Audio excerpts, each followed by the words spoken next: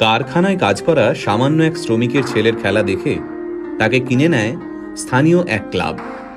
বাচ্চা ছেলেটির বয়স তখন মাত্র 5।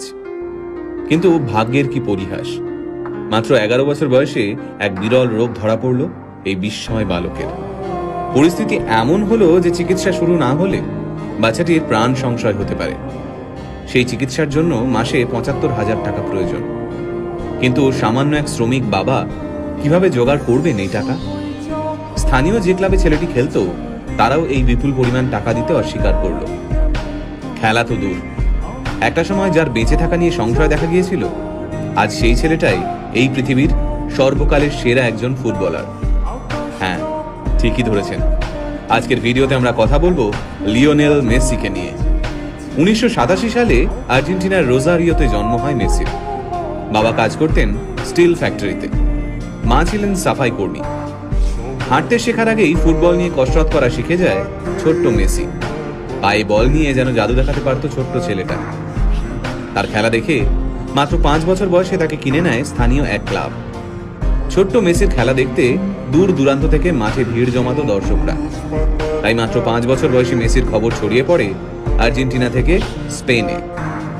পরিবারের মুখে দুবেলা খাবার তুলে দিতে প্রতিদিন মাথার ঘাম পায়ে ফেলতে হতো মেসির বাবাকে। ছেলের প্রতিভা দেখে নিশ্চিন্ত হন মেসির বাবা। ভেবেছিলেন কষ্টের দিন শেষ হতে চলেছে। সবকিছুই ঠিকঠাক চলছিল। সবাই জানতো মেসি ইউরোপের বড় কোনো ক্লাবে খেলবেই।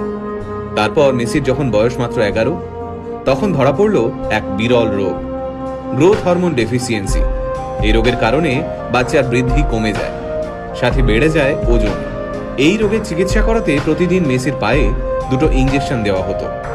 এই চিকিৎসা করতে মাসে খরচ হতো প্রায় 75,000 টাকা। মেসির পরিবারের পক্ষে এই বিপুল পরিমাণ টাকা দেওয়া অসম্ভব হয়ে দাঁড়ায়। আর ওই সময় মেসির ক্লাব এই বিপুল টাকা দিতে অস্বীকার করে। চিকিৎসার খরচ জোগাতে বিভিন্ন ক্লাবের দরজায় দরজায় ঘুরতে থাকেন মেসির বাবা। কিন্তু মাত্র 11 বছরের একটা বাচ্চার জন্য প্রত্যেকটা ক্লাব এই বিপুল পরিমাণ টাকা দিতে অস্বীকার করে। তবে চিকিৎসা চলাকালীন মেসিকে মাঠ থেকে এক মুহূর্তের জন্যও দূরে সরিয়ে রাখা যায়নি। সেই সময় ওই মাঠে উপস্থিত ছিলেন ফুটবল ক্লাব বার্সেলোনার এক প্রতিনিধি। মেসির পায়ের জাদু দেখে মেসিকে স্পেনের বার্সেলোনায় নিয়ে যেতে চান সেই প্রতিনিধি। হাতের কাছে কোনো কাগজ না থাকার কারণে একটা ন্যাপকিনেই কন্ট্রাক্ট লেখা হয়। তাতে সই করেন মেসির বাবা। সেই বহুমূল্য ন্যাপকিন এখনো মেসির কাছে রয়েছে। তারপরের ইতিহাস আমরা সবাই জানি। বার্সেলোনায় ইতিহাস তৈরি করেন তিনি। বিশ্বের সামনে বার্সেলোনাকে সেরা ক্লাব হিসেবে তুলে ধরেন। শুধুমাত্র 2012